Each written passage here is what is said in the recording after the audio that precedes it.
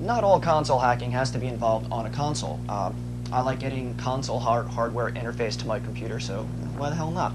In my hands I have a PlayStation 2 Eyetoy USB webcam.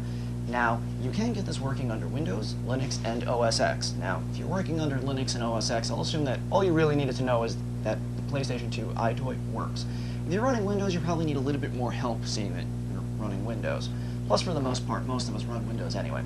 Now, why would you want to get one of these things? Well, one, they're really cheap nowadays.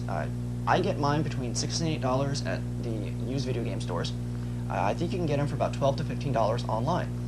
Reason number two, it actually has a built-in microphone, so if you're doing it for any kind of voice or video conferencing, you don't even need to wear a microphone. Another thing I like about it, it has manual focus on the front, and it's got very nice focus. It works relatively well in low light, which is a very big problem I've had, if you notice, in a lot of the earlier episodes, that when I was using my older camera, everything looked too dark, and that was even with lighting. Like right now I've got lights up, and it's still too dark in here. I just don't like a lot of bright lights. This works relatively okay in low light. And on the front there's a blue LED and a red LED. The blue LED shows you that it's plugged in and it's actually working and synced with your computer. The red LED shows you that it's actually active and currently probably recording or otherwise in use. Now, most people don't like that feature. I like it primarily because, sometimes I'll be on a video conference and, one of my friends' wives or girlfriends that are extremely obese walks through without a top on. I don't want to see that shit. I really don't. God forbid, your computer gets attacked, viral, VNC exploit, what have you, and they turn on your camera and you don't know. You have no idea what kind of footage they're going to get of you, so typically I put something over my camera so I know that it's, even if you did get in, you're not going to see anything. But with this, you can also see a nice big red LED showing that it is recording, so if people don't want to be in the background of whatever you're video conferencing, they know when the red light's on, stay away from the camera. So, alright, so we're going to get to the PC side. This is actually fairly easy. You can actually go online and just download the pre-hacked drivers. There's really not much to it, but I like doing things myself. Let's go to the PC side and get this thing working. The first thing you want to do is get your ass to google.com and look for the PlayStation 2 or PS2 Eyetoy driver. There's a lot of information online, and we're just going to go to the first result that we've got, and it's Anders Jacobson's blog. And he has an in-detail tutorial on exactly what you need to do. I'm not really going to cover it. If you have the intelligence of a 4th grader and any way you can read, you should be able to follow this word for word, fully illustrated.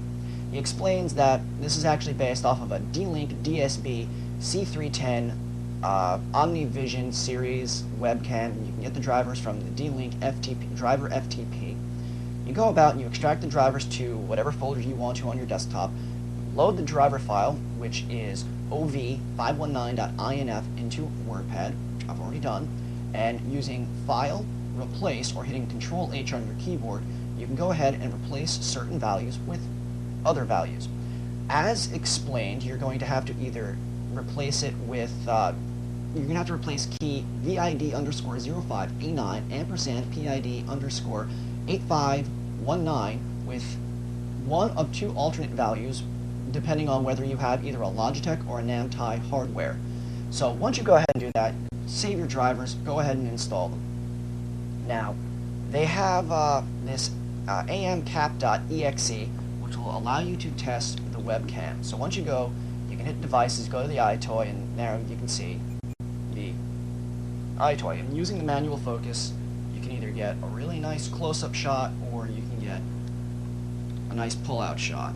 Now, going back to the actual camera for a second, like as I've stated, it's got the red LED showing that it's actually recording, and it's got the blue LED to show that it's actually on and working. So, This takes all about maybe 5 minutes to do. I see no reason why not to. If you can find an EyeToy, go for it. Hope this was informational in the least, and if you have any questions or comments, you can always hit Google. You can always catch me on IRC or on the forums, or I'll put some links in the show notes. Really isn't much to this, so meh. Have fun.